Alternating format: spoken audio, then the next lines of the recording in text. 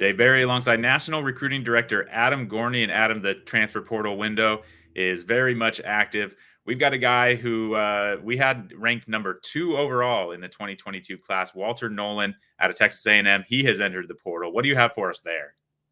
Yeah, the coaching change played a big part in this, but also a lot of other things too. So, it feels like a million years ago that Walter Nolen stood at the 50-yard line at Kyle Field and committed to Jimbo Fisher before the game. He was supposed to visit Tennessee that weekend. He decided to take a visit to College Station. That's when things really ramped up in his recruitment, and he committed to A&M.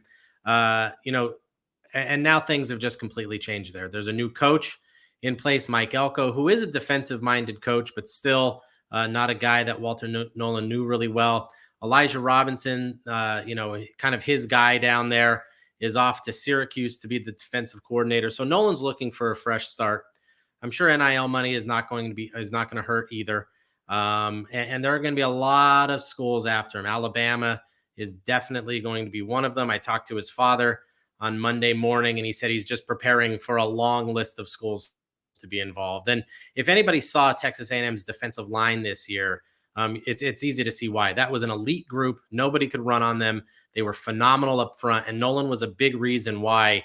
And really, after a good freshman season, 29 tackles, 1 sack, 1 forced fumble, he really kind of came on this year. 8 more tackles, 3 more sacks.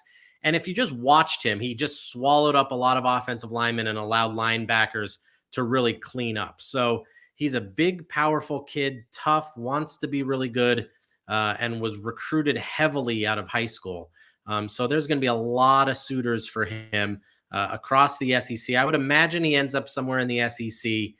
Tennessee was very involved late. Alabama is going to be right there. I wouldn't be surprised if others try very, very hard on him because he's an incredibly talented kid.